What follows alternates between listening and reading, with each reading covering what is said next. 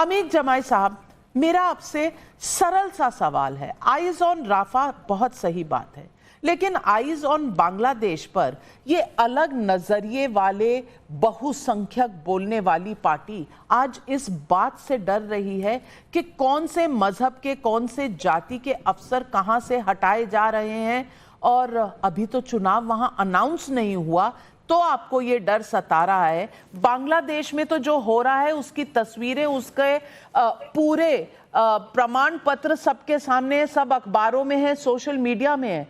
वहां के बारे में आपके मुंह से एक लफ्ज नहीं निकल रहा।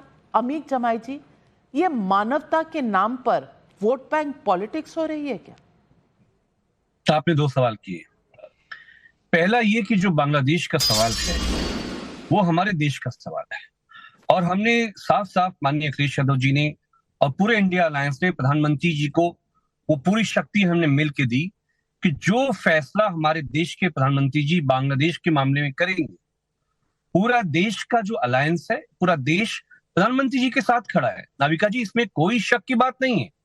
और देखिए, आज एक इसके पीछे जो बांग्लादेश के पीछे की जो शक्तियां हैं जिन्होंने बांग्लादेश को डिस्टेबलाइज किया, जो पाकिस्तान चीन के खेमे में बांग्लादेश को ले जाना चाहते हैं, धार्मिक कट्टरपंथ के रास्ते पर ले जाना चाहते हैं। आप तो इतिहास की बहुत अच्छी जानकार हैं। आप जानती हैं कि जब भी जंगें होती हैं, जब भी इस तरह का कोई डिस्टेबलाइजेशन होता है, उस देश के माइनॉरिटीज, जो रिलीजियस माइनॉरिटीज हैं और जो महिलाएं हैं, दुनिया में सबसे ज्यादा हमले उनके ऊपर हुए हैं। और बांग्लादेश में जो कुछ हो रहा है हिंदू माइनॉरिटीज के साथ, पूरे विपक्ष ने, एक एक देशवासी ने, इंसानों की बात है ना, इसमें धर्म की क्या बात है। हम लोग इस पूरे जुल्म ज्यादती के खिलाफ खड़े हैं, और हम तो प्रधानमंत्री जी से आगे कहेंगे कि जो सीए आप लाए थे, गृह मंत्री जी जो सीए लाए थे कि अगर बांग्लादेश में, पाकिस्तान में हमारे हिंदू भाइयों के साथ कोई जुल्म हो रहा है तो हम उन्हें यहाँ पे नागरिकता देंगे। समाजवादी पार्टी बहुत जिम्मेदारी से इस बात को कहना चाहती है कि सीए की शक्तियों का इस्तेमाल करिए। आखिर असम में जहां भारतीय जनता पार्टी की सरकार है, बांग्लादेश के हिंदू वहां के बॉर्डरों पे सिसक रहे हैं, बिलख रहे हैं, रो रहे हैं, लेकिन शहजाद पूनावाला की पार्टी और उनका मुख्यमंत्री कहता है यह अंतरराष्ट्रीय मामला है, हम हिंदुओं को असम में नहीं आने देंगे। तो जो कुछ बांग्लादेश में हो रहा है वो बहुत दुखद है, और हम सब लोगों को मिलकर इसका सामना करना है। किसी के माई की लाल की हैसियत नहीं है कि जो हमारे वहां हिंदू भाई वहां पे उन पे जुल्म ज्यादती होगी, भारत चुप बैठेगा। भारत दुनिया का बहुत शक्तिशाली मुल्क है। आप जानती हैं नाविका मैम, दो टुकड़े कर दिए थे बांग्लादेश के, पाकिस्तान के दो टुकड़े। तो जो आज हो रहा है बांग्लादेश में, हम सब लोगों को एक तो नंबर 1 निगाह रखती है। दूसरा, योगी आदित्यनाथ जी बहुत बड़बोलापन की बातें करते हैं। आज राम मंदिर की जितनी लाइटें लगी थी, बड़ी बड़ी लाइटें, उसकी चोरी की खबरें फ्रंट पेज पे छपी हुई हैं कि लंबे कई किलोमीटर तक लाइटें चोरी हुई। आपको मुद्दा डाइवर्ट करना बखूबी आता है, ये मैं जानती हूँ, लेकिन बांग्लादेश बाहर का मुल्क है, ये आपको पता है। राफा, इजराइल बाहर के मुल्क हैं, ये आपको पता नहीं है। गाजा आपको अपना लगता है, बांग्लादेश बाहर का मुल्क लगता है। शहजाद पूनावाला जी, जवाब दीजिए, क्योंकि वोट बैंक की राजनीति इतनी ज्यादा समाई हुई है इनके जहन में कि बहुसंख्यक अलग नजरिए वाले इनका नाम लेते हुए भी ये कांपते हैं। देखिए, ऑल आइज ऑन गाजा, अगर all eyes on vote bank हो तो वो ऑल आइज ऑन हिंदूज इन बांग्लादेश हो ही नहीं सकता। या हिंदी में कहूँ कि ऑल आइज ऑन गाजा वाली मंडली जब बात आती है हिंदुओं की बांग्लादेश में तो बन जाती है अंधी। महात्मा गांधी के 3 बंदर थे, वो बुरा नहीं सुनते थे, बुरा नहीं बोलते थे, बुरा नहीं देखते थे। राहुल गांधी के इकोसिस्टम के 3 बंदर है, वो हिंदुओं के खिलाफ अत्याचार के बारे में देखते नहीं हैं, हिंदुओं के खिलाफ अत्याचार होता है तो बोलते नहीं हैं, और वो सुनना भी पसंद नहीं करते। उसकी लीपापोती में और इस्लामिस्ट टेरर की जहां पर भी उनको जगह मिले वो लीपापोती करते हैं। भाई, कोई मुर्तुजा आता है गोरखनाथ पीठ पर हमला करने के लिए तो उसको पागल बता दिया जाता है। मुस्लिम आतंकियों को छोड़ने का दावा जो है अपने मैनिफेस्टो में किया जाता है, छोड़ा भी जाता है, हाईकोर्ट को रोक लगानी पड़ती है। आईसिस जो है वो बहुत मासूम बच्चे हैं ये कहा जाता है, ये आईएम इंडियन मुजाहिदीन को मासूम बच्चे कहा जाता है, सिमी और पीएफआई की पैरवी की जाती है। तो इस्लामिस्ट टेरर की व्हाइट वॉशिंग करने का तो पुराना इतिहास इन पार्टियों का रहा है। परंतु आज सवाल ये पूछा जाता है कि देखिए, उन्होंने कहा हमने मोदी जी को शक्ति दी, मोदी जी ने तो बोल दिया 2 टूक, पर आपने क्या बोला? पवन खेड़ा ने ट्वीट करके कहा कि बांग्लादेश में मारे जाते तो आपको क्या दिक्कत है, वो सेकुलर देश तो है नहीं। दूसरा, इल्तिजा मुफ्ती ने क्या ट्वीट किया कि वहां के प्रधानमंत्री के घर पे कैसी चढ़ाई हुई है, यहां पर कोई स्विमिंग पूल है क्या, देख लीजिए। सज्जन वर्मा ने क्या कहा कि चढ़ जाइए प्रधानमंत्री के घर पर। मणिशंकर अय्यर ने कहा, सलमान खुर्शीद ने कहा, वो तो कामना कर रहे हैं कि जो बांग्लादेश में हुआ, मतलब हिंदुओं पर अत्याचार, वो यहां पर भी हो। तो ये शक्ति देना है, अगर ऐसा है तो करिए कार्रवाई उन पर। और सीए पर बता रहे हैं कि सीए की डेट एक्सटेंड कर दीजिए। मान्यवर अखिलेश यादव का कोट अनकोट स्टेटमेंट है कि कोरोना से ज्यादा खतरनाक सीए का कानून है।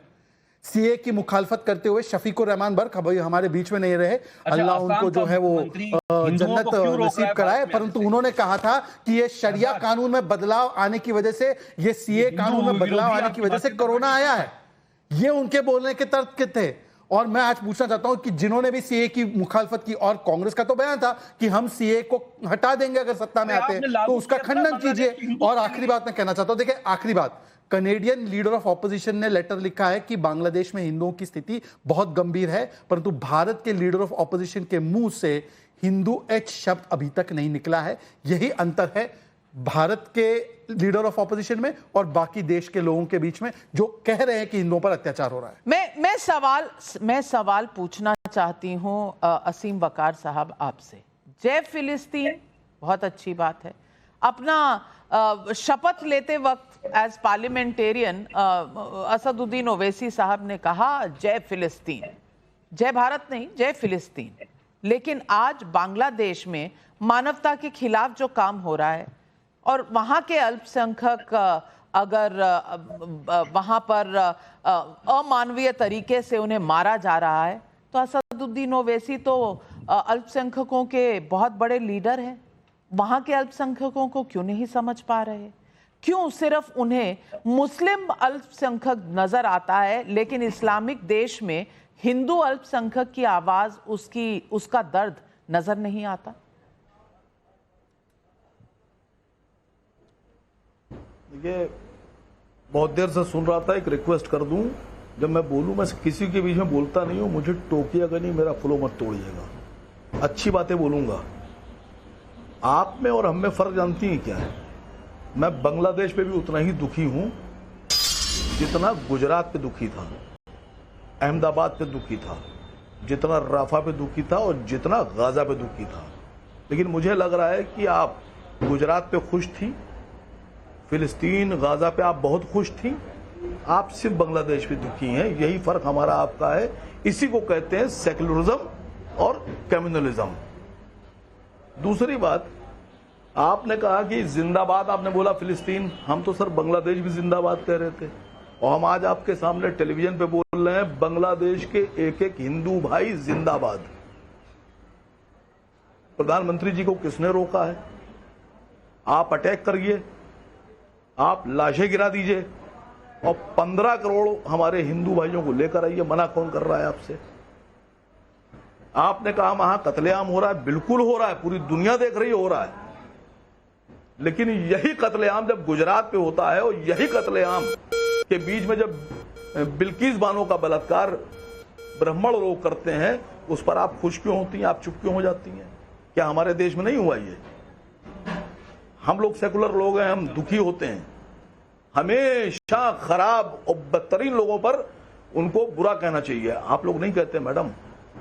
आपने भी यहां मैं देख रहा हूं, आपकी जो टेक्निकल, आपकी जो भाषा है वो ये है कि जो अपोजिशन है, जो कांग्रेस है, सपा है, टीएमसी है, जो बाकी लोग हैं, आप ये दिखा रही हैं कि वो सब लोग बांग्लादेश के मुसलमानों के साथ, और खाली आप और आपके बॉस ये बांग्लादेश के हिंदुओं के साथ। ऐसा नहीं है मैडम।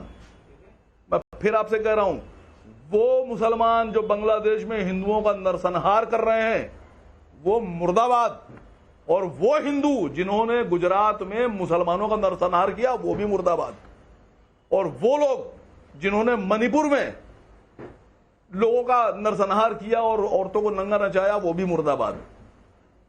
आप जरा ईमानदारी से बोलना शुरू कीजिए। असीम वकार साहब, मैंने आपको सिर्फ 60 सेकंड नहीं, मैंने 120 सेकंड बिना टोके बिना रोके सुना। इतनी शक्ति मुझ में है, लेकिन आप नसीहत अपनी